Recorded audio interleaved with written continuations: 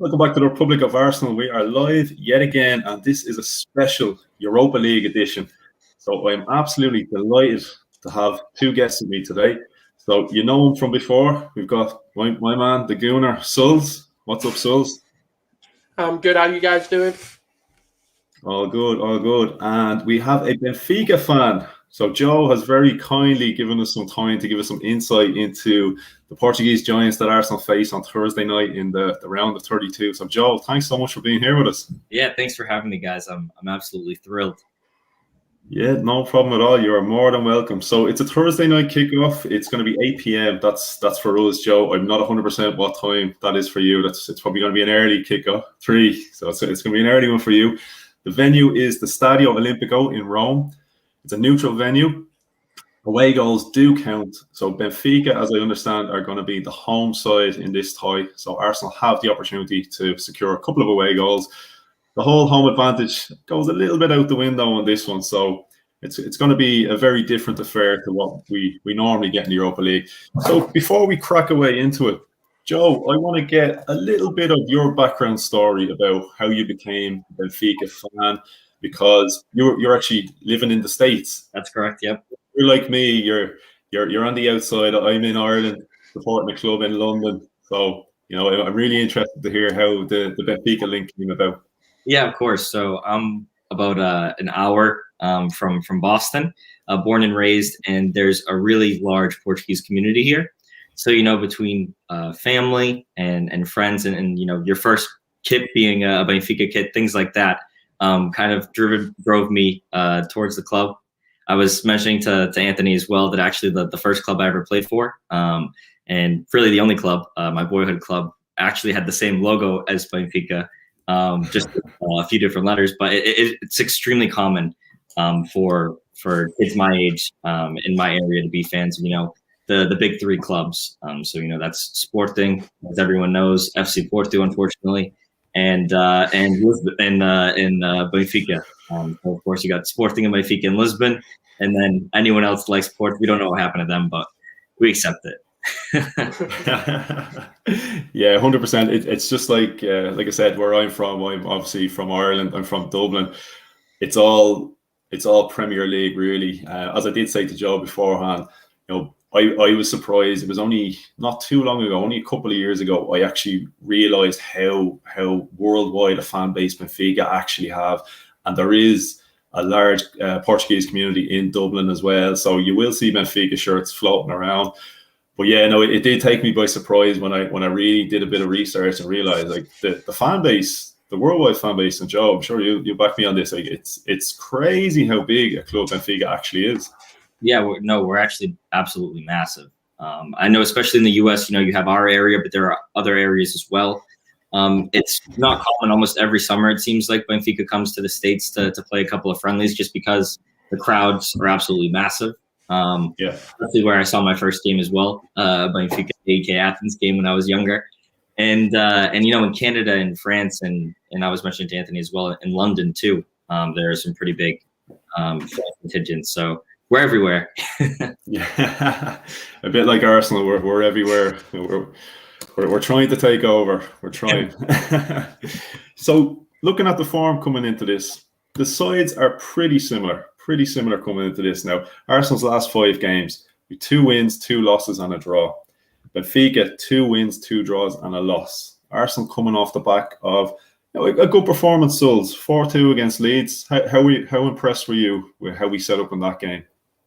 I think obviously a lot of us were probably a little bit surprised, because obviously given the fact that we had Benfica, and so a lot of Arsenal fans are going to say the Europa League's probably a bigger game getting back into European competitions due to just how the league's going. But when you then start to look at what's happened around the Premier League as well, where big teams have dropped points, like Everton dropped points as well, which we didn't expect to happen. You had the likes of United dropping points to West Brom. So now obviously the Europa League and the league we need to be taken seriously. And to be honest, I think when people say what our process is, I think Leeds is telling you what it is. Aston Villa told you what it is. Wolves is telling you what it is. Even when you look at Chelsea, that's where it began. And I think it's the perfect time to now really start to tell the picture of who we want to be, because going into a game like Benfica, regardless of their form, and I've come into this and I'm still going to stand by it, and I said Grimaldo's probably the only player in that team that I would genuinely, and I can't believe he's still there. No offense to Benfica, but you just expect a bigger European team to come in for him, right? Because he's probably, arguably, in my opinion, one of the best left backs in the world. I've seen him from La Masia. I do follow Barcelona, so I've seen him from a young age, and the guy's got bags of talent. Obviously, with Benfica coming into this without a Fabio Silva, without João Felix, without Ruben Diaz, it's considerably, you can't replace those kind of players. It's like us now saying we're going into this game without a Saka, without a Tierney, without a Partey, without a Leno. It dramatically weakens your chances of winning. And they've not, with COVID coming around, it's probably the best time for us to play a Benfica, because if you're talking last season, I'd be a lot more scared playing them. But this season, I think we've genuinely, especially with the way we're coming into the game, we've given ourselves the best chance of beating a Benfica now. Yeah, 100%. And, that's some list of players that have played for Benfica previous now. So they're a serious club for producing talent. And as you said, Grimaldo he's ex-Barca. He's a very, very talented left back. And Joe, I'm not sure how closely you follow the Premier League, but we have a young kid playing on the right wing named Bukayo Saka, who is absolutely setting the world alight. And that's going to be a matchup I cannot wait for. Saka on the right wing against your left back. How do you see that one playing out? That's something I'm not too excited for. With Ronaldo, as Sulz said, he is, offensively, he's world class. That La Masia background, but defensively, especially as of late, I'm not sure whether it's him, kind of going through a bit of a rough stretch at the club or just wanting to leave, or what the situation is. But defensively, he hasn't looked his best. He actually gave up a penalty last match. No controversy at all about the call. He just got beat plain and simple, and was forced to make the foul in the area. And that's what led to us drawing our last game and losing 2 precious points. Of course, there are other opportunities missed, but that's something that scares me. On the bright side, I do feel like Benfica's players in general and Benfica's current squad is a squad that plays up to the competition. So, much like Arsenal with, I know those Chelsea matchups earlier in the season, kind of when it's those matches where you expect them to roll over and die, that's when they say, hey, no, we're a big club too. So that's what I think will end up happening there. There are some other matchups that I'm sure we'll get into later on that I'm worried about, but Saka, he's amazing, and I think it's been incredible to see what he's been doing as of late. That one in particular, I feel more or less confident about. Yeah, well, look, we have a very, very important left back ourselves, Kieran Tierney, who is absolutely vital to how we attack and how we set up, and basically controls the flow of the game. He's such a leader on the pitch. Now, I know he was back training, but I've seen him back training in pictures the last couple of weeks, and he still hasn't made it back on the pitch. So again, that might not happen for us. We might have a Portuguese guy playing left back, Cedric Suarez. So Sulz, what do you think? Do you reckon is Tierney going to be there? Are we going to stick with Cedric? To be honest with you, as much as like Cedric has been our fault for the Villa goal, he's not been terrible. I'm not going to say he's been brilliant either, but I don't think he's been solid. For someone that's making an appearance in left back, which when you change wings, it's difficult, especially when you're defending, because you're always going to be on your weaker side, and people are going to always know what way you're cutting. And the Tierney thing, I think if he's definitely fit, then risk him, but I don't want to risk the player. I think we need him for the long run, because going into the Leeds game, there was a stat that came out. We've only won 20% of our games, without Tierney. Like, we've not won many. 80% of them have been losses. So it's not looking great.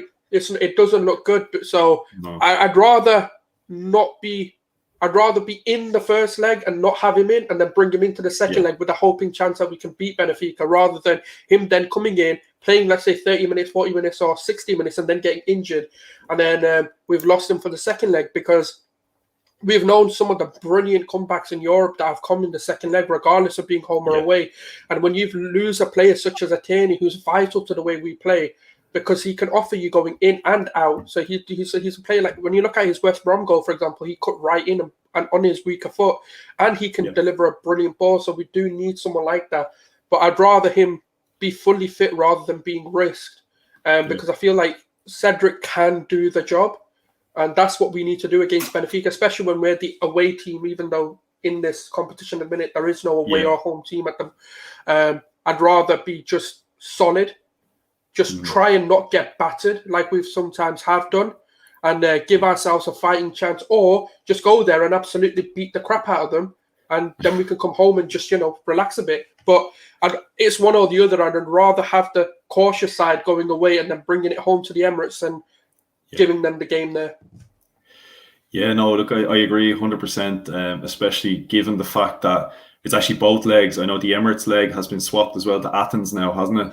Oh, yeah, it has, yeah. Yeah, so essentially, these are, they're both at neutral ground. So as you said, if we have a couple of players who aren't fully ready, I'm confident, and especially more confident now in, with the team coming into this game to even hold the result. Maybe just even if you can hold the draw, and then look at the second leg almost like a cup final and just go for it. It's a neutral ground.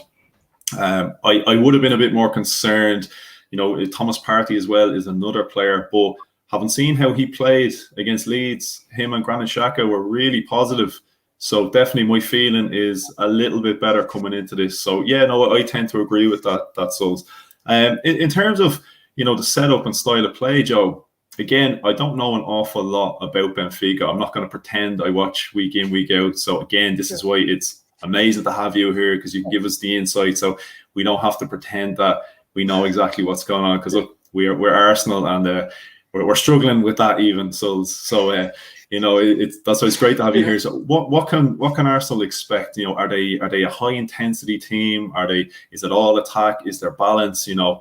What can we expect? In terms of even just the way we set up to play, it really, in these big matches, I know as much as you, because Jorge Sousa, our manager, JJ, as he's affectionately known, he loves to show his tactical prowess in these big games. So, against in our Clásico with Porto, we came out of the back, with a 3-4-3. The first time we had played with three in the back all season. So we actually just got one of our most recent transfers came in from Brazil, Lucas Verissimo, who was one of the biggest reasons that Santos made it to the Libertadores final. And he's joined the squad now. He hasn't made an appearance in a match yet, but he has been on the bench and been training with the rest of the group for about a week or so. So I do believe that he'll have something up his sleeve in that respect. And if the case is one where he goes with the normal 4-3-3 formation, then we're a team that really likes to play from the back. So typically our six, Julian Weigl, the former Dortmund man, will drop into the back with Otamendi and Vertonghen, and they'll kind of start everything from there. So unfortunately, what ends up happening is our two outside backs will push higher up on the pitch, and they'll just try to work their way up. They don't exactly make these dashing runs and really take on the opposition on the wings. They try to kind of pass around it, and really that's kind of the style in terms of creating opportunities. We're not a club like Arsenal that passes through you in every way and then makes it on net. It's really most dangerous when you have one of our central midfielders, never Weigl. He's more of a safe. He gives a lot of stability to the midfield. He likes those passes. But we have Adel Taarabt, the former QPR man, and then Pizzi in the midfield, and both of them are the types of midfielders to try to find space in between the lines and try to send those strikers through on goal, and that's really where our best opportunities come through.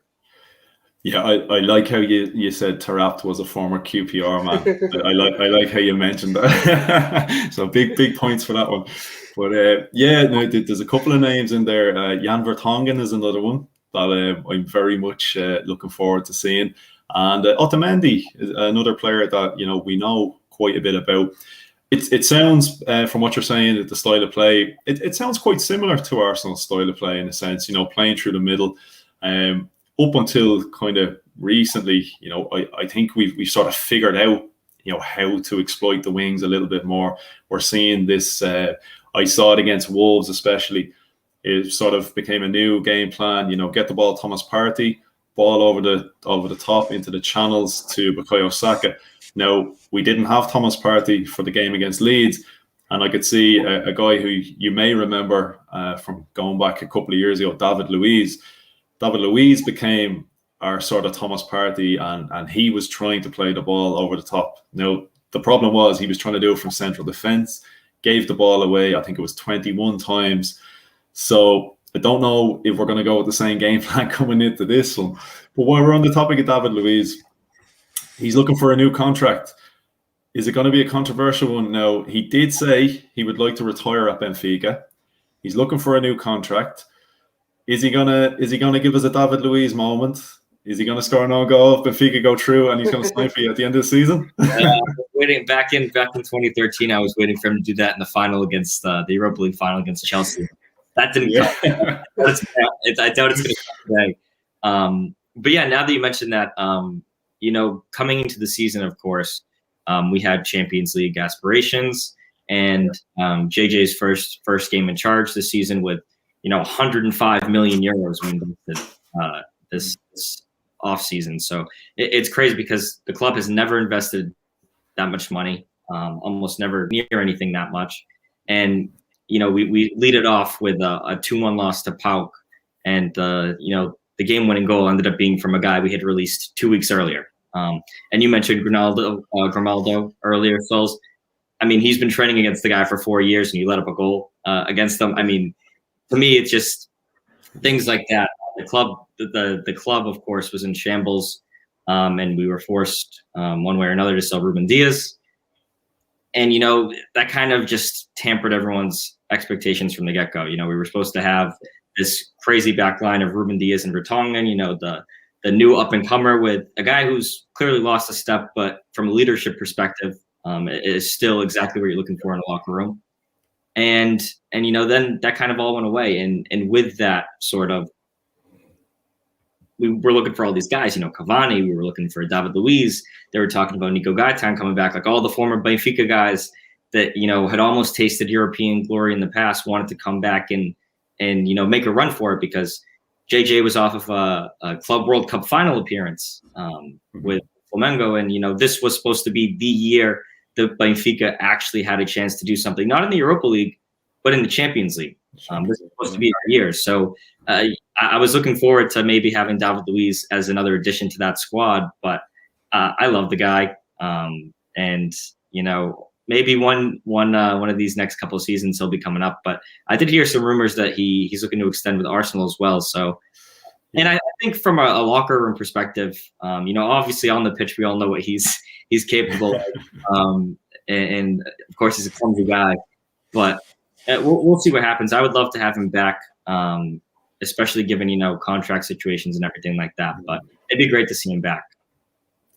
Yeah, well, I might actually tag him in the description of this video so he sees that and he hears you saying, come back, and we might be able to organize it for it. No, all jokes aside, I'm probably going to get absolutely slaughtered for this. I really don't think he's as bad as people make out. I really don't. He obviously has a mistake in him, and I think that's lived with him his entire career. But for the most part, he's generally pretty solid. I think it's a case of he could be solid for 89 minutes, but it only takes him 1 minute to completely destroy everything. And if you look at our defensive record, I think he's played 16 times for us this season, and we're up there with the best teams in the league. So, Arteta, David Luiz, they're doing something right. They are doing something right. But just looking at the groups coming into this one. Benfica were in a group with Rangers, Standard Liège, and Lech Poznan. Second in the group, you had 3 wins, 3 draws, and no losses. That was a serious Rangers team that won that group. I know, a lot of people would look at the Scottish Premier League and say it's not the strongest. It's generally Celtic, and now this season it's been Rangers. But Steven Gerrard has completely transformed that side, and they're certainly not the side on paper. You would think, okay, you get them in Europe, you're probably gonna put it up against them. But that was, I don't think coming second to that Rangers team really tells the full story. as I said, they were a serious team. And I think you managed to draw with them twice. So they will be, I think this season, Sulz, maybe you might correct me on this one. I think Rangers are up there with the top scoring teams in Europe. I believe so. I would have to double check, but I'm not. I think they're up there anyway. So, my feeling on that would be, if you play against a team like that, you can get a result. They are a free scoring side. Arsenal, kind of up until lately, have only sort of discovered how to score goals. We did score 4 against Leeds. So, look, I'm hoping we've got the blueprint now. We know how to put the ball in the back of the net at long last, because that's where we've massively struggled. But ourselves coming in, we had a pretty handy group. Let's be fair. We had Molde, Rapid Vienna, and a team I know very well, an Irish team, Dundalk. Again, League of Ireland standard, Dundalk are right up there in European competition. It was never ever going to be a challenge. And it actually, I remember when the draw came out, it absolutely. I'd never been so excited for a draw. I remember sitting there saying, please draw Dundalk, because they're gonna play it in Ireland's national stadium in the Aviva.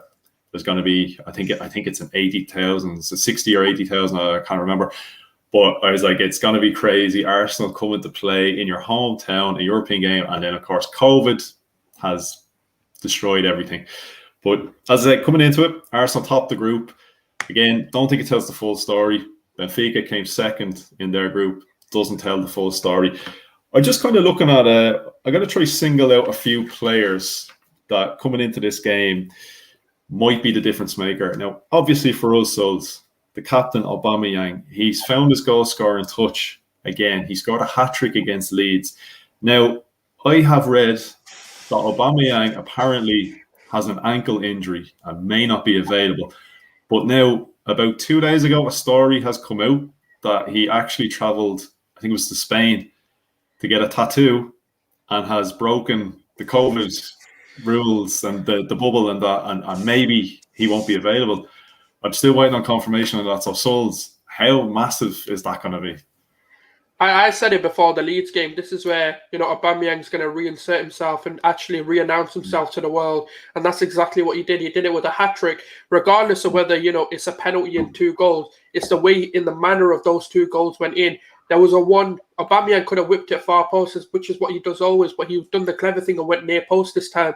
And then when you look at the Smith Rowe, whether it's a shot or a cross, obviously, we're never going to know. He's never going to come out and say, oh, yeah, I tried to shoot that. If he does, he can continue shooting for me, because his shooting seems to be really good passing. So he can carry on with that. And Aubameyang needed to be there. When we look at what Lacazette's been doing, he's been playing centre-back or left-back most of the time he's been playing. And he's never in the box. And this is what Aubameyang brings. He's on the line of the defence. And he's ready to break that defence. And when you get those over the top ball, that's what he can do. And we knew all along, he's probably one of the most clinical strikers in world football today. Obviously, he's not shown it recently, but he's come back. And yeah, of course, it's convenient when he's back on form that, these stories start to come out about his tattoos and stuff, because apparently this happened about 2 months ago. So it's convenient timing, I'd say. But in terms of him being a massive, of course, when any time you lose a big player, it's always going to be, even if they're off form or not, but they're the game changers. Even if Benfica, for example, lost one of their key players, it's always going to make an effect, even though that player can be replaced and the person can do a job, like a Ceballos, for example, is doing the job of a Partey, but it's never a Partey. You can never really replace the talent. And that's obviously it's going to be a big miss, but for me, I think it's time to unleash the reins of a player that I'm about to say is Gabby Martinelli. Unleash the guy, because he is a man that's shackled. And I feel when you look at a team like Benfica coming across an Arsenal, they will play a bit of a higher line. And when you look at the fact that they do play at the back, they're a footballing team. And that is one thing I will say. Tactically, they are a team that always sets up well. But when you've got players like Gabby Martinelli, Saka, and whoever ends up playing, whether it's a Pepe, Odegaard, whether Smith Rowe ends up playing out they're going to give you bags of energy. And the minute you start to press that team is when you're going to capitalize on a lot of mistakes. We've done it against Liverpool when we played them in the end half of the season last season, where we made Van Dijk commit mistakes, and we know we can do that. Yeah. So for me, even if you play a Lacazette gives you 100% pressure for 90 minutes that he plays or the game that he plays. And that's why I'm not afraid. I'm still not going to sit there and say we've not got a chance and that all hope is lost, because that's what we need to be doing. We need to be pressing their backline, committing mistakes from them. Jan Vertonghen is old. Otamendi is old. They've not got the pace that they used to have, or they don't have that spring in the step to turn and just run, because Saka is rapid, Martinelli is rapid, and then whoever else you put on the wing, they're quick as well. So that's why I'm not too afraid, but I do think it's just convenient timing. It's just what you call PR, and you have to do it. Yeah, 100%. Like you said, I think Gabby Martinelli, it's got to be time. It's got to be time to get Martinelli in there. He just so high intensity. And as you said, Vertonghen, Otamendi, good players, solid defenders. But I think the pace is where our best opportunity definitely lies with Saka, Odegaard, Martinelli, if he does get a run, even Pepe, Sure. Joe, I want to ask you about a couple of Benfica players. Again, if I've done my homework correctly, I know you've Waldschmidt and Seferovic as your strikers, but in the Europa League, it's actually Darwin Núñez and Pizzi that have the goals, 5 and 6 goals apiece. So again, look, you would be best man to tell me here, are these guys, Núñez and Pizzi, more like wing players, central? Where are Benfica going to hit us? So with Darwin, actually, he's the classic number 9. He's had lots of luck in the Europa League, and that's really when he was at his best form. After he had his hat trick against Lech, that was his kind of breakout game. They were talking about Real Madrid coming to get him for 90 million in January, and of course his form's declined since then. He also had COVID, as most of our squad did. We were really hard hit in December and January, which is bittersweet because, of course, recovering from COVID is something that's kind of always a little bit of a question mark. But at the same time, I knew we would have full strength going into this match, which was something to look forward to. But yeah, he's definitely someone that's dangerous when he's on his day.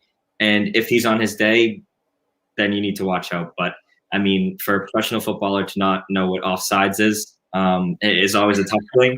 So that's one thing with him that's one of his downfalls is just always finding himself offside. And then with Pizzi plays best on the right wing, but JJ has been known to put him in as a center midfielder, which would be best case scenario for you guys if he was in the central midfield. But he'll play out on the wing, and 3 of his goals in the Europa League have come from the spot. But he's still, when he's on his day, he's always in the right place at the right time. And that's a decision JJ will have to make, because we also have, as I'm sure you're well familiar with him, Rafa Silva on the right wing, who's got lots of pace. And I think that matchup with Cedric would be an interesting one, just because of their familiarity with each other and everything. But yeah, that's pretty much the lowdown on those 2 guys. Yeah, well, look, that's great to hear. So as I said, you'd know a hell of a lot more about these guys than we would. I do know Rafa Silva now from my FIFA Ultimate Team. I have got him a few times. So yeah, I know he's quick. I do know he's quick. But actually, as I said, again, the Europa League doesn't give the full story. Is our top goal scorers are actually Nketiah and Nicolas Pepe, 3 goals apiece. 2 guys who potentially aren't even going to play tomorrow. So the group stages, it doesn't really paint the full picture for you. But I see a comment there from Robin that's just come in about a lineup. What I'm going to do, Sulz, I'm actually going to go to you for that one. What do you think in terms of a lineup? Who are we going to see tomorrow? I mean, the obvious one is obviously Leno in goal. Obviously, I think we're going to stick to the 4-2-3-1 because I think that's been our most successful way of playing. And if you're looking at a defensive line, I feel like in this game is where Gabriel needs to come back in. I feel like we need a bit of solid, no-nonsense centre-back. And then alongside him, I think we're going to need someone like David Luiz, just because obviously Benfica do play out at the back, so you do need someone to just be able to ping the ball over and make a quick counter-attacking run and be able to do that, obviously with no Partey being there. And then obviously when we're looking at the wing-backs, it's a difficult one because you don't know whether Tierney is back or whether Tierney's not back. But obviously, like I said, I think we keep him out. I think we bring him back into the second leg, give him a few extra weeks to fully recover. And so for that reason, I'd say Bellerin and Cedric are not interrupt the back line, especially not in a game this big.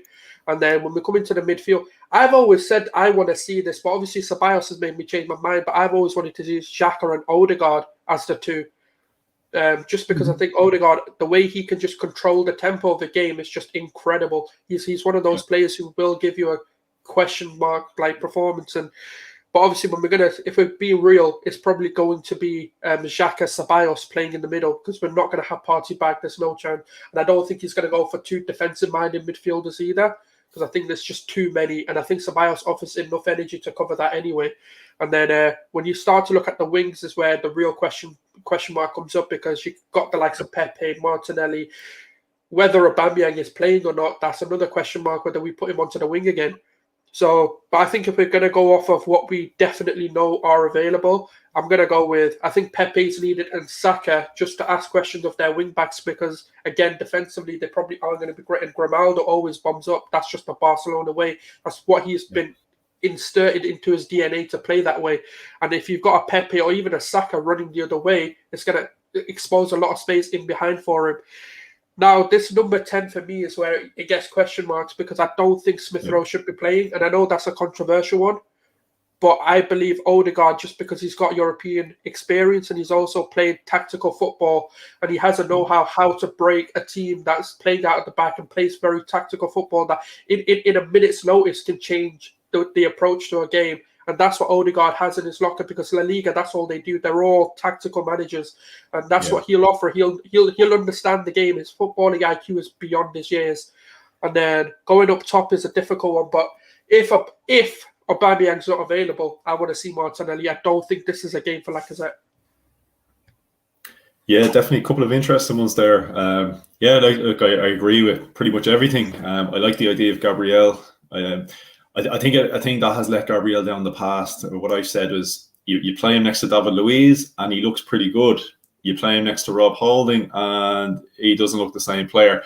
And I think a lot of that, my belief is, it's down to communication, or maybe lack of communication. So obviously, look, he's new to English football. He's still learning the language. Having David Luiz beside him, he can communicate. With Rob Holding, it seems to be a little bit more difficult. And again, I don't think either of the guys are, not at the moment, Holding and Gabriel aren't the leader. Whereas I think David Luiz offers you a little bit more of whatever about David Luiz. Unless we somehow find €1 million to pay for Mari, and we can finally bring him back in. Is that story true?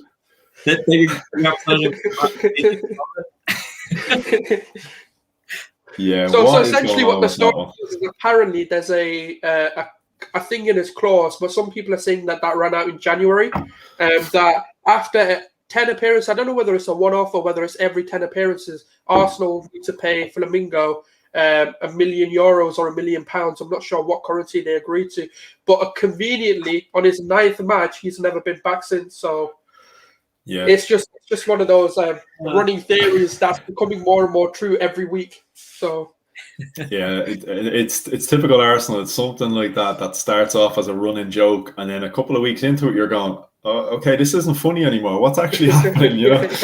But my understanding of that deal was, I think it was a deal structured to about 12 million. I think we paid 4 million up front, and I think the rest of it is built up in, I'm not sure if it's every time he plays 10, we owe 1 million, or maybe that is to say, I know, 3 or 4 million, and the rest could be based on, different things, Champions League qualification, whatever clauses they have in there nowadays.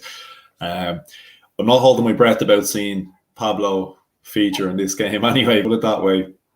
But yeah, like I was saying with Gabriel and that, I like the idea of Gabriel and David Luiz as well, for the fact we're playing against a Portuguese side who communicate in Portuguese, and we have a little advantage. Maybe not much, but it's a slight advantage. It's nice to know that you've at least two guys on the pitch for our side that can hear the instruction, even from the manager. Little things like that can make a big difference. And look, I'm sure the majority of the Benfica team probably have some English speaking in there as well. So look, it's pretty level playing field in that sense. But again, Dani Ceballos, definitely more encouraged by Dani Ceballos. Really interesting shout about Odegaard next to Xhaka.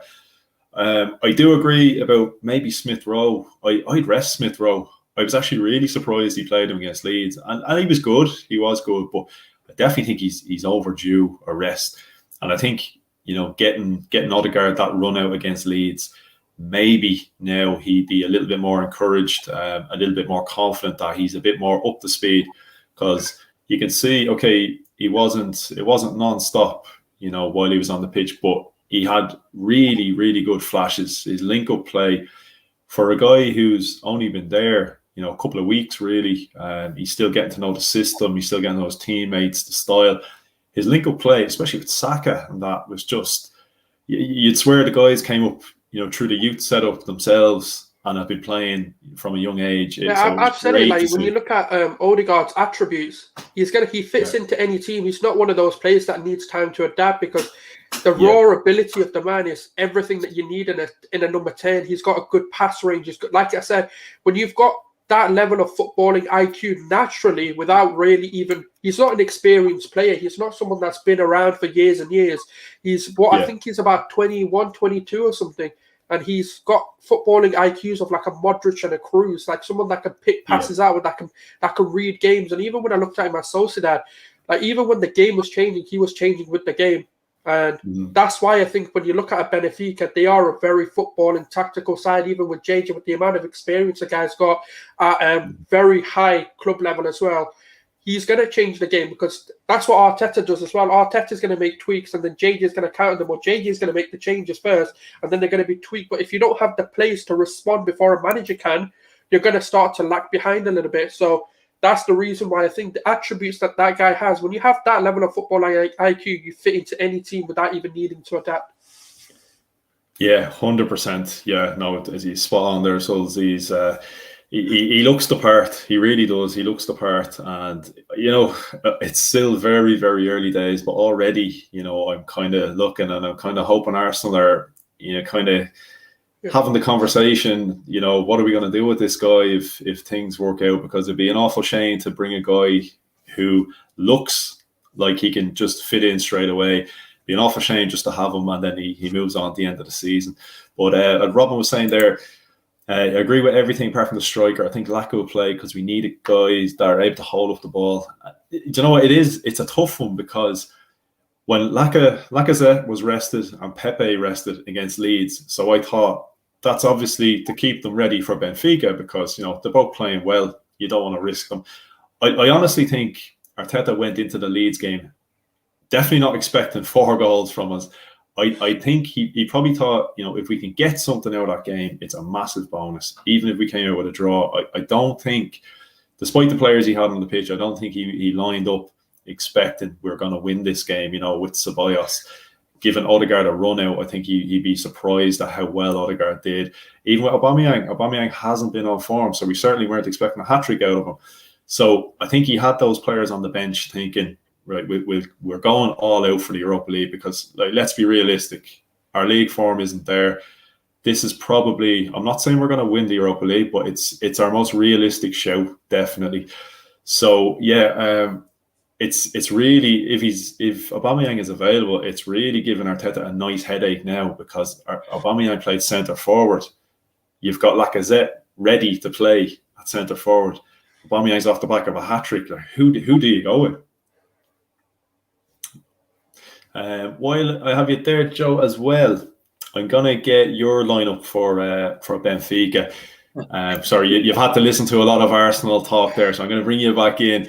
And what are you expecting to see from Benfica? How are they going to line up? No, I enjoyed hearing a little bit about the lineup. One thing I do just want to comment before I get into sort of my predicted 11 for them is what Robin had said. You know, I do think, you know, having a striker that can hold up the ball is important typically, but maybe not necessarily against a Benfica team that has a guy like Otamendi that every time that number 9 gets the ball up top, he's either taking the ball or he's following him. So that's not really part of the game plan. At least not the game plan that I've seen from teams that have been able to pick us apart, which unfortunately this season has been all too many teams.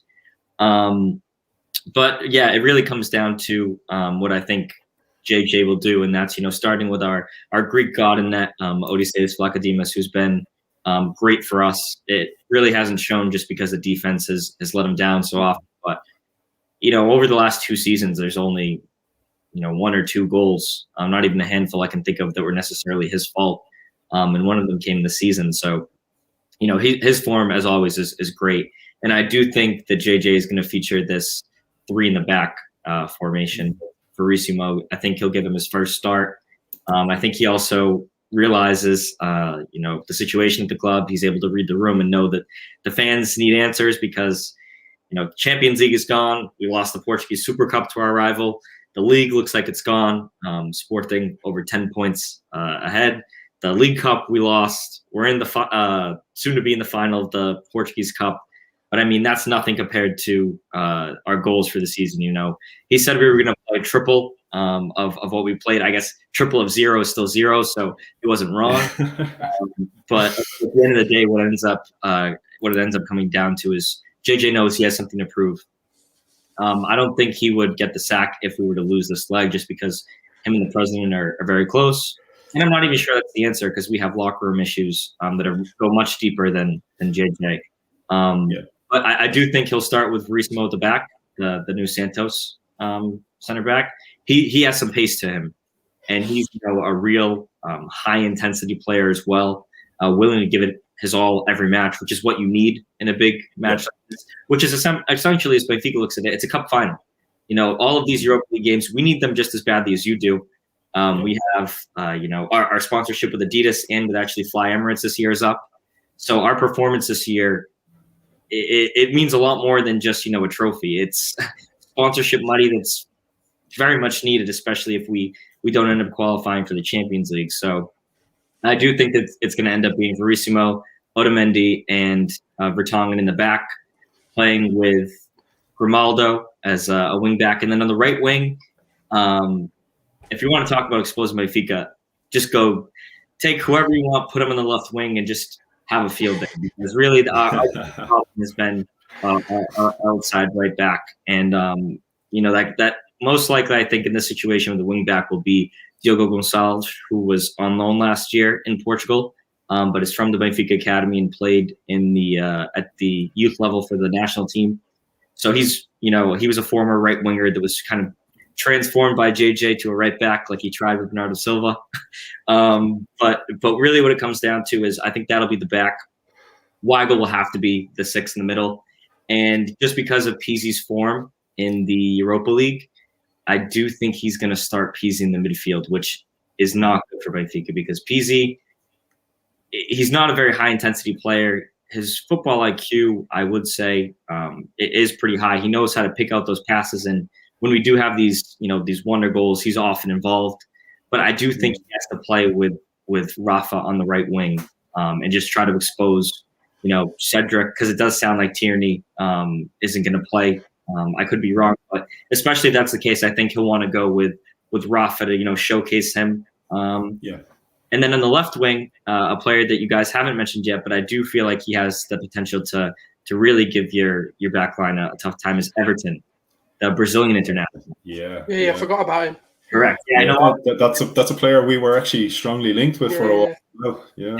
Exactly. Yeah, and since he came over from Gremio, he had some phenomenal performances the first couple of weeks in the season, but he got his first rest after like 22 consecutive matches started or something like that. So his legs are gone, especially coming from Brazil. JJ hasn't exactly managed him as best as he should have or could have. But I do think that, he's one of those world-class talents, dare I say it, on this Benfica side. And he has the potential to be a world-class player. And when he's on that wing, he plays better on the right, to be fair, but JJ always features him on the left. And when he cuts in, it's dangerous. He loves cutting in on the wing, putting in a dangerous ball to the back post and just waiting for someone to get a touch to it. But he's also a fun player to watch. I think that's everyone except for the number 9. And just because, again, of his Europa League form, I think he has to start Darwin Nunez. Seferovic bagged a goal in his last match, but, he really has been subpar, as has Darwin. But I do think you just have to give the man a shot, given his Europa League performance, just like Pizzi. Yeah, look, it's going to be. I'm extra excited for it now. Hearing about some of the players and as you said there, Everton. That's a name that popped up. Obviously, the link with Arsenal, Edu. He's a player. It's dangerous. I know it's dangerous, and I always say to people, don't just go off of YouTube highlights and clips. But I did look at a few clips. He does look a serious talent. As I'd understood, he had a big reputation, but he also has a reputation of being a bit of a party animal as well. And my understanding was that that's kind of what stopped the deal with Arsenal, that they were just a little bit concerned about his overall commitment. So definitely, maybe that's something that he's matured and got out of his game. But no, I can't wait. I can't wait to see him.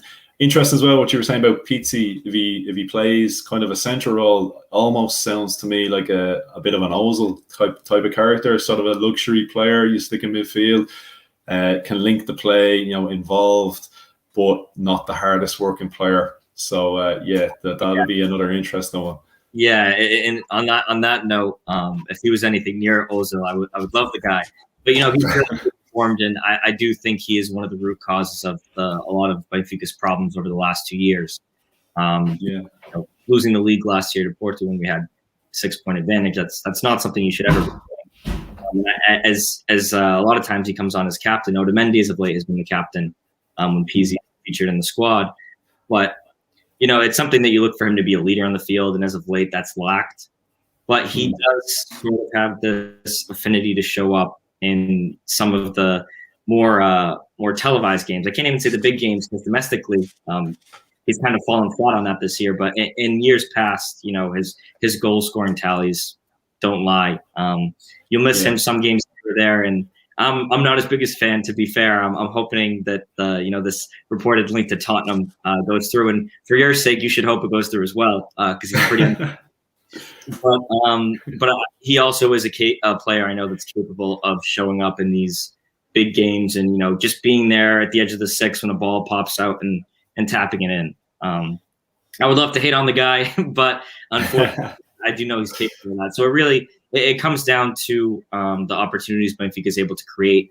That's been something we've really struggled with over the course of the season. As of late, for better or for worse, the problem's really been the finishing. So Rafa, he's able to dribble, 4 or 5 guys and then get to the edge of the six, and he'll miss a virtually open net. So that's a problem. But at the same time, in a big game, he could show up, especially against Arsenal, where you're good for one backline blunder a game. Maybe not necessarily leading to a goal, but I'd be interested to see sort of what that back line looks like, especially as you have brought up before, Holding and David Luiz. Gabriel scares me. I do think he's great and has a lot of potential. So I'm hoping not to see him, but we'll have to wait and see until the starting 11s come out. Yeah, and again, just listen to how you're describing, Benfica, the players, the style of play. It sounds. I actually at times feel like I'm talking to an Arsenal fan here with some of the stuff you're saying. It's so, they sound so similar. You're saying you have the guy in the middle and he's not the hardest worker. You're saying you don't have the leader. You have a guy like Rafa who's great at cutting inside, dribbles away everyone and puts the ball wide. That's Nicolas Pepe all over. So it really sounds like it's almost an Arsenal v Arsenal or a Benfica v Benfica type of game, whichever way you want to look at it. So I know I think it's going to be a cool game though. I think it's going to be a fun game. Yeah. I can't wait for it. I was mentioning a little bit before to Anthony Sulz as well. I do think it's funny because I've always admired the passion that Arsenal fans have. They love their club. They'll hate on it, but they obviously that comes from a place of love. And they're very similar to Benfica fans in that way. After 2 or 3 bad games, it's JJ out or Arteta out, and as soon as he does something good, even features a player you want, he's back in. And same with the players, it kind of goes both ways. But the passion that these two fan bases have, I think we're all biased here, but I really think the fan bases deserve a Europa League trophy more than any other club that's in the competition. I think the fans do. The players, you can think again, but definitely the fans deserve something. Sticking through what we've been sticking through, and still keeping. I mean, I'd say a lot of people have kept the faith in a lot of these players, and there has been a huge fan base that have turned against certain players. But the ones who have stuck through it, I think they definitely do deserve something out of this. But so yeah, no, I 100% agree. Yeah, our souls. It's as we say. It's the hope that kills us. You know, Yeah, every I've had season. way too much. Yeah. Well, look, I'm a little bit older than you, Sulz. Now, I had to when I grew up watching Arsenal. I got to witness the team with Tony Adams and Lee Dix and Winterburn. Then I got to witness the Invincibles. Then I got to witness, Alex Song when he first came through, and Emmanuel Frimpong and Yaya Sanogo. So I've seen it all. Like Arsenal have given me so much, but yeah, they've really taken my soul at times as well. So 100%, yeah. It's not been an easy ride. I'm just going to have a quick look at the chats here just to see what else is going on. I'm not going to keep you too much longer, lads. So Robin just says, do you think Arteta will rest players this weekend against Man City to have everyone fit for the second leg against Benfica?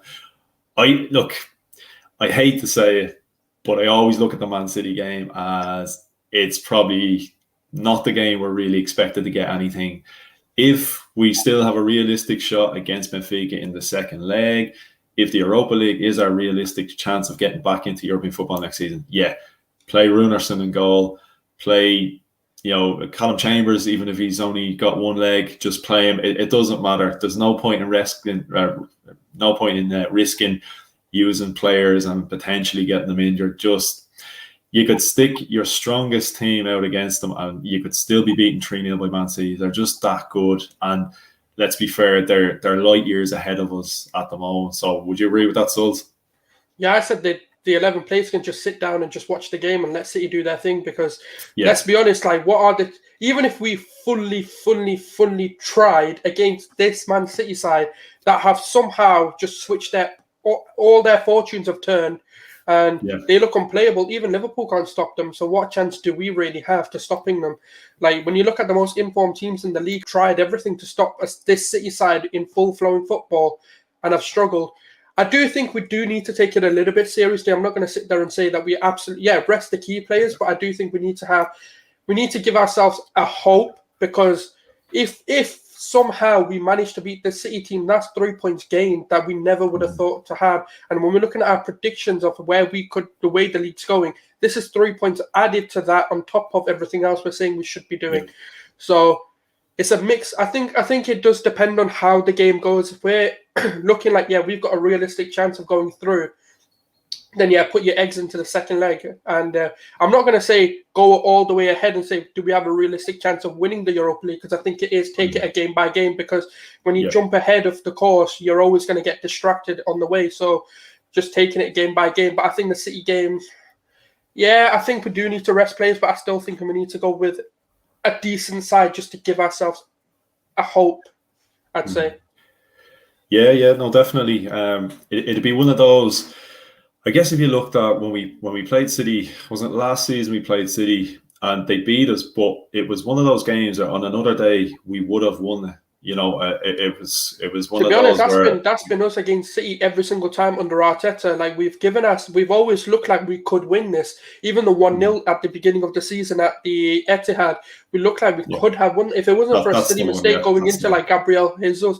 And then when we look at it, we've beat a fully motivated City in the FA Cup. You're telling me in the FA Cup they didn't try to beat us? Of course they did. And we were up and down in form. We didn't have a hoping chance of beating City. So there are times where, it's the hope that kills us. But I'm not going to sit here and say, we're definitely winning this and we've got a chance of beating them. But I think we do need to. We can't, as a fan, I don't think you can sit there and say, we don't want to go for a game, because that's just ridiculous. Every fan wants to win every game if they can. And beating a City would absolutely... The morale that we'll get and the absolute confidence we'll get on the back of beating this, especially this City. And the reason why I say it is because this City seems unplayable. They're scoring 4 or 5 goals in their sleep, and that's just them in first gear, just being like, all right, here we go. Like, we'll try, and they don't even need to get out of that. And then if you can go there and absolutely go toe to toe and give them a beating, or even try and beat them, that will then say to the players, actually, we need to start believing in ourselves a little bit more. We've got key players out of injury, And then we can go into this Benfica game thinking, even if the result goes against us in the first leg, but that beating City will give us so much hope that it'll be like a resurgence. It'll be like a new manager's bounce. It'll give us such a bounce that we can actually maybe fully turn the season around. Yeah, definitely. And like you were saying, look, if you can get something against this City team, it's almost like, I guess, my feeling on the Leeds game. I wasn't fully expecting 3 points, and then we got it. And it was like the Chelsea game earlier in the season when we were on that run of 7 without a win. It was a bit of an unexpected result, and look how you can kick on from it.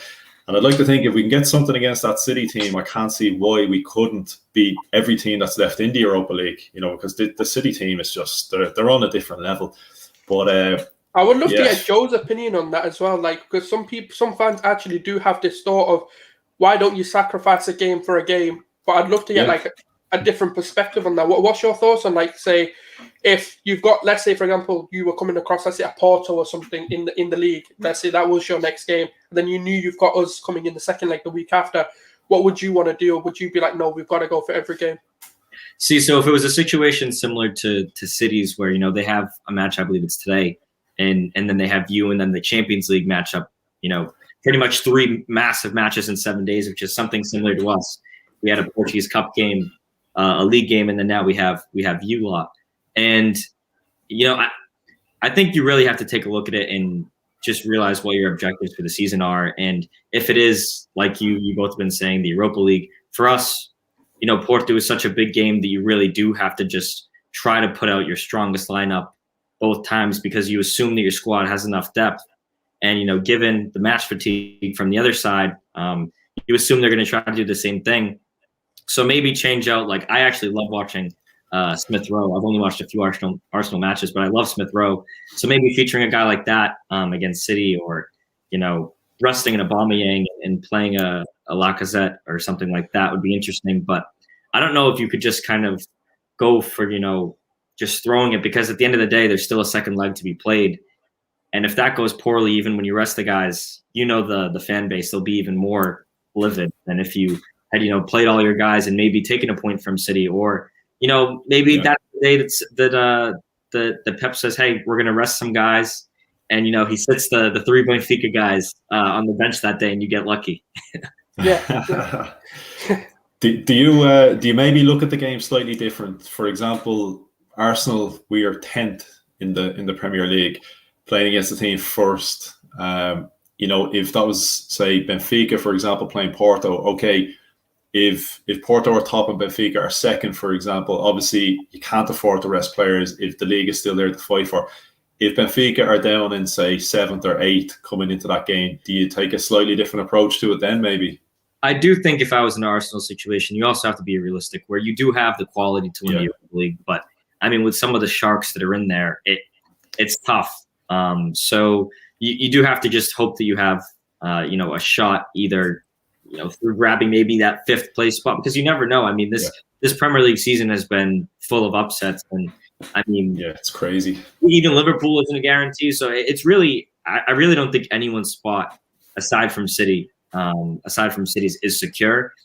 So it's an interesting case you make, but I do think that this is the bigger of the 2 matchups, just because of, as Robin brought up, the away goal advantage. So for you, it's really going all out in this match, and then seeing how many goals you can come away with, and pretty much taking it from there. Because even if it's like a 2-2 draw, which I think will happen, or a 3-3 draw, then you can pretty much sit in the driver's seat and say, hey, we're in a good place here, and go all out against City.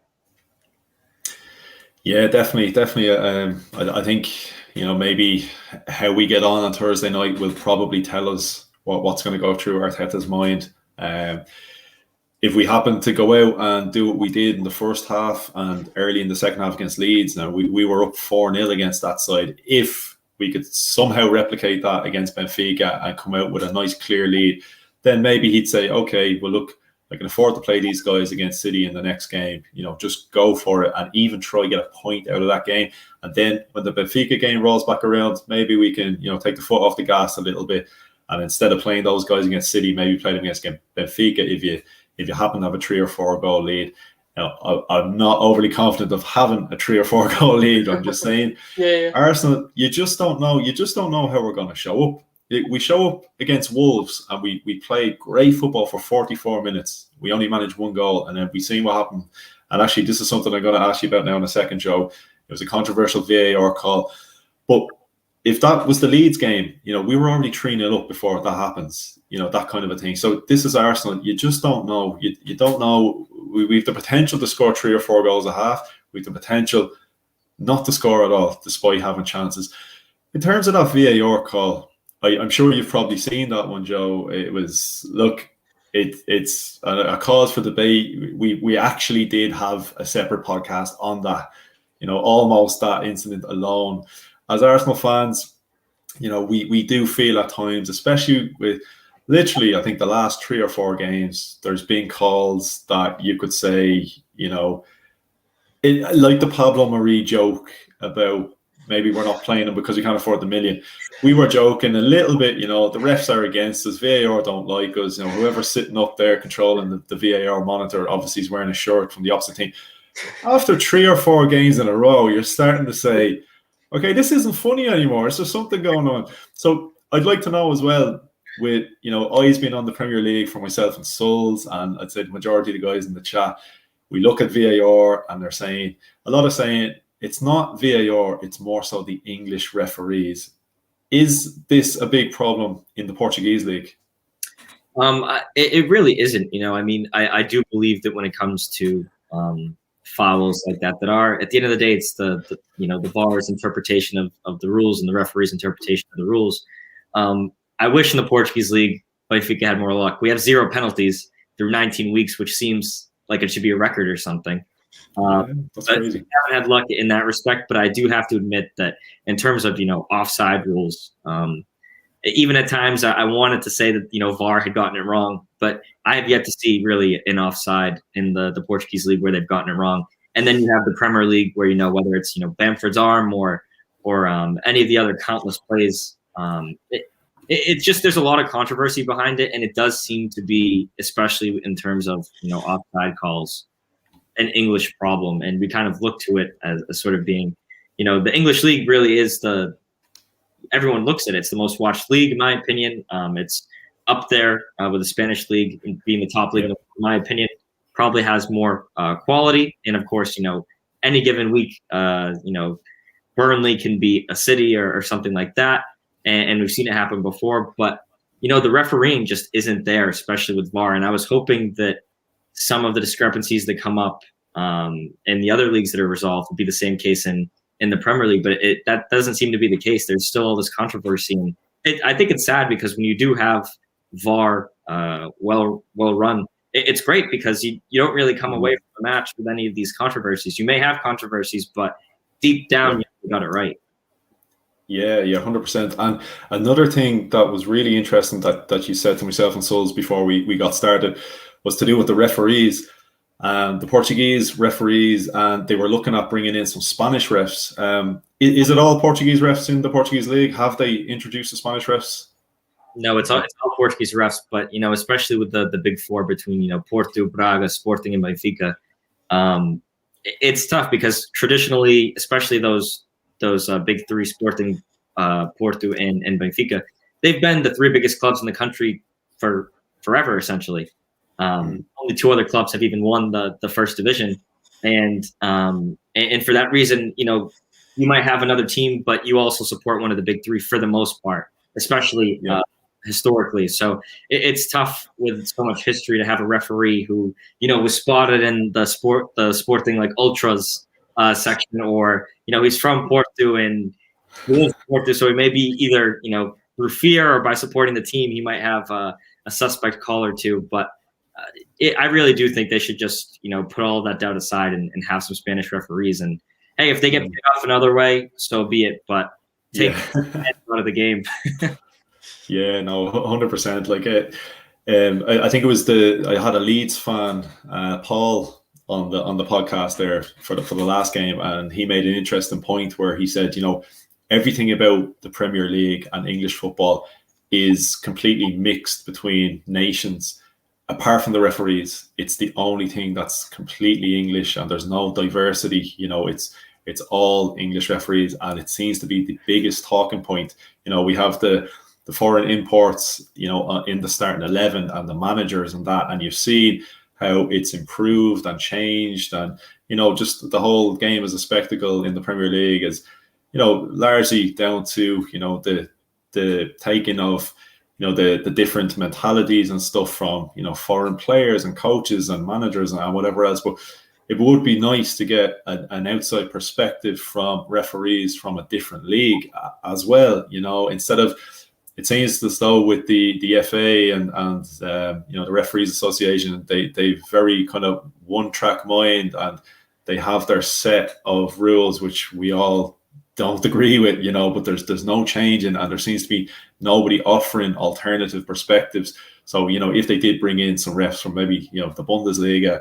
from La Liga, the Portuguese league, French league, whichever, they can come together, they can bash heads and sort of say, this works for us over here, this works for you there, and then all the leagues, maybe if they all have a different understanding and maybe come to some kind of a setup as well. And I think it would help in European competition, because like that, you'd be used to a certain style of ref.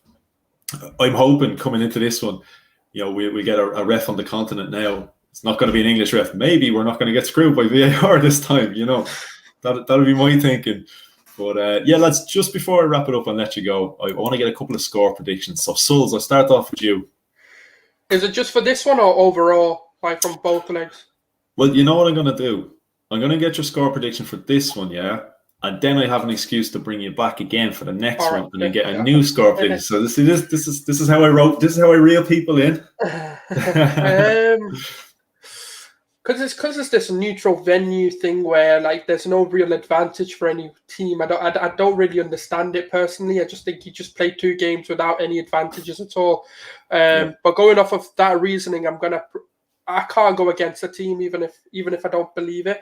I'm gonna go 2-1 Arsenal, because I think they will get a goal, but I think obviously we do want to win the tie, and I think it'll be a lot tighter than people think. Even though Benfica may not be on the form they're usually on, but we've not been on the form. We could turn up and score like 7, like you said, and we can score 1, even though we've created like 50 billion chances in the game. So I think 2-1. 2-1. Joe, what do you reckon? So I've gone back and forth. I've been fighting about this since the draw came out.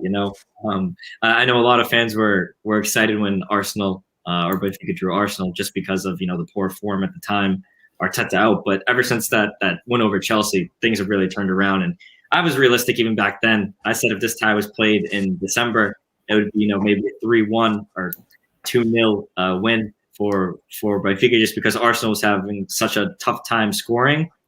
Yeah. But I mean, they've been scaring me as of late with their ability to start finishing and creating chances. And for that reason, I do think it'll be a 2-2, a 2-2 draw. Benfica has some firepower, but domestically, we've really, except for the Porto Clásico, we really haven't seen them play a full match. They play a great first half, create chances, and I do think they'll finish them against Arsenal.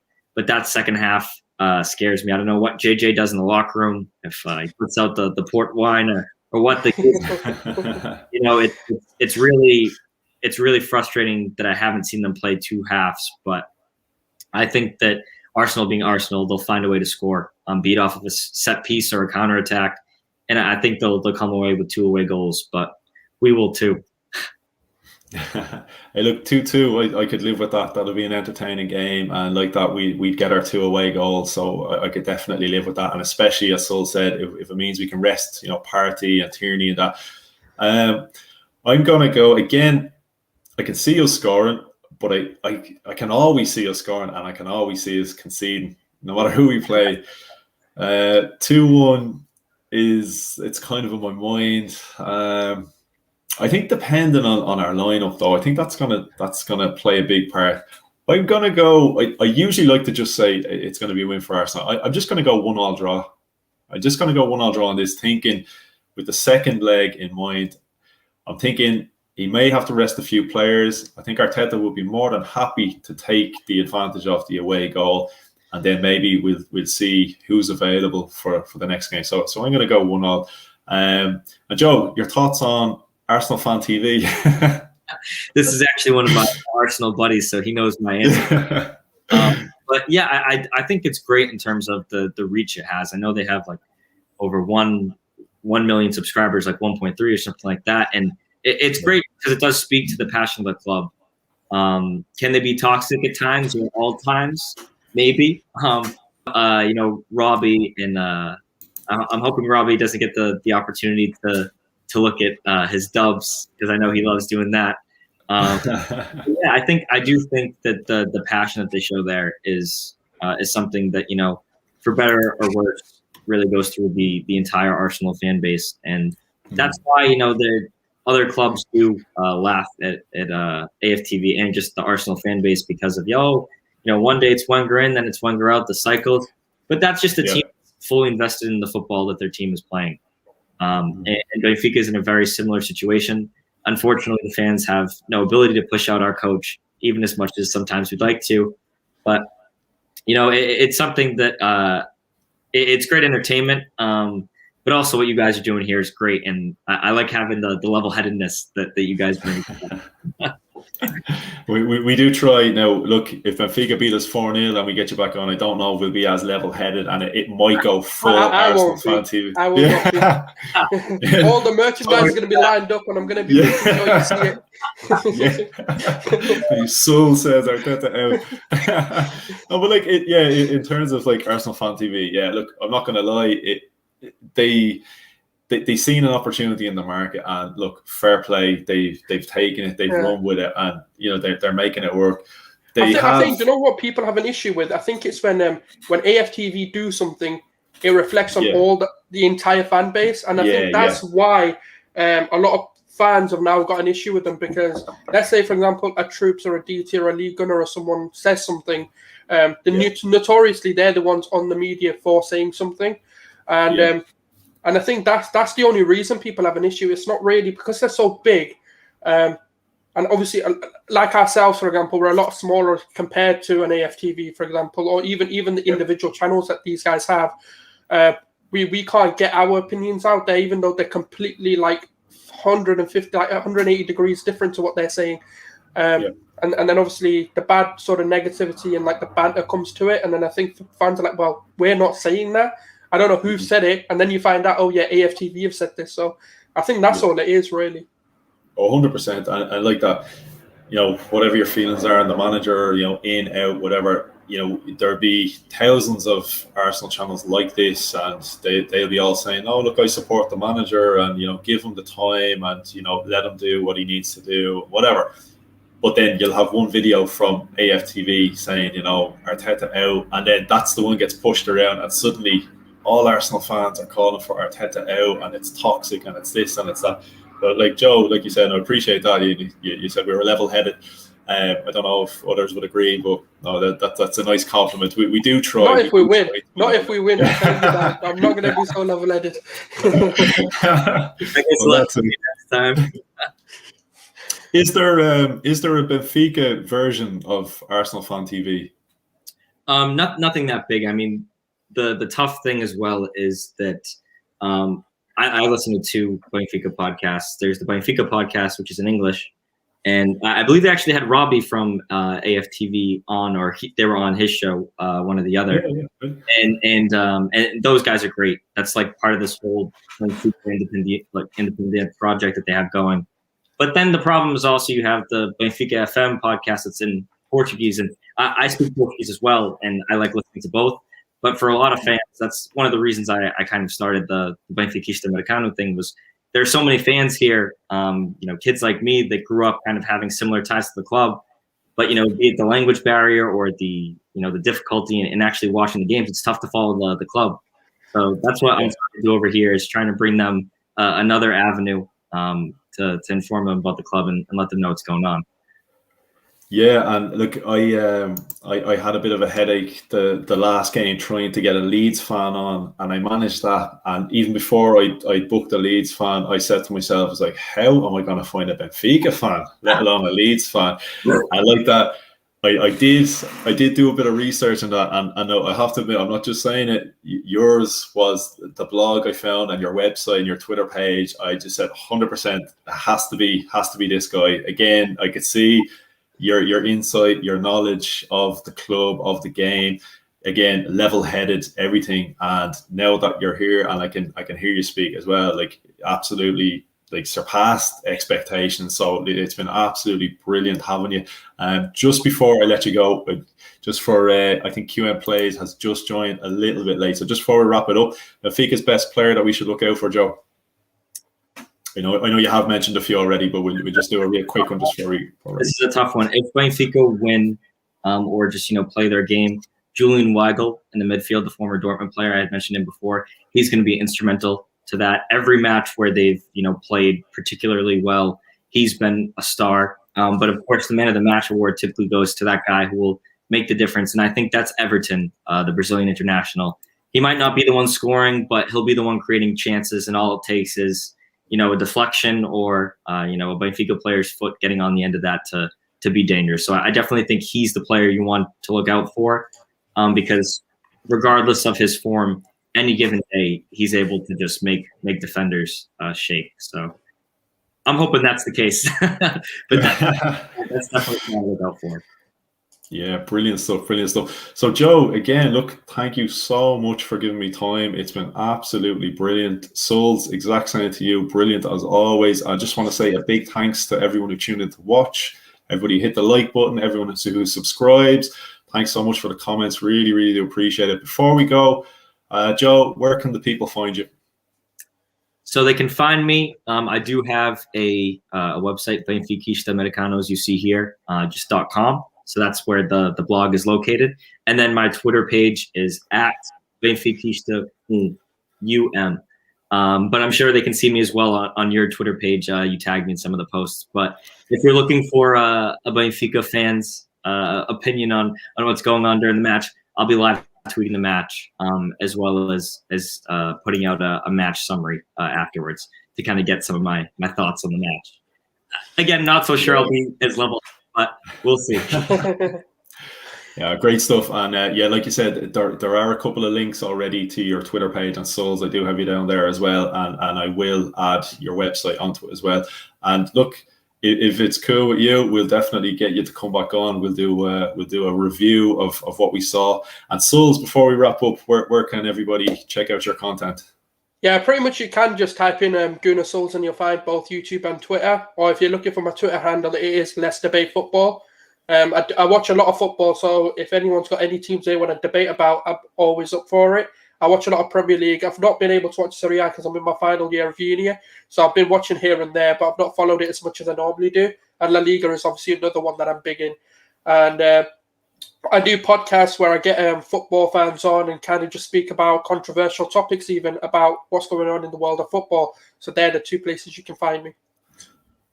Yeah, happy days. So again, lads, look, thanks so much for your time. Really, really do appreciate it. I'm gonna have to get you back on. As I said, this is how I reel you in, get you in for the first one.